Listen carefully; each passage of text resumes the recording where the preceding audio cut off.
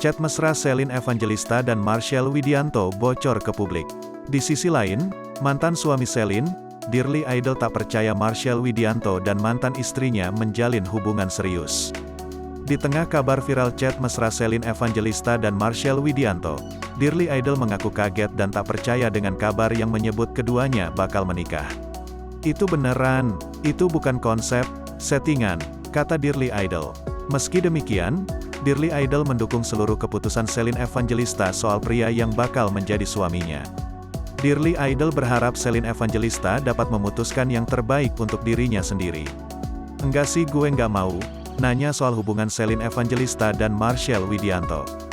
Bisa saja sih, cuma gue pikir gunanya apa juga gitu gue nanya," ujar Dearly Idol.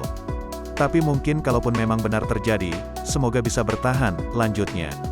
Dearly Dev Sompi atau akrab disapa Dearly Idol merupakan mantan suami pertama Shelin Evangelista.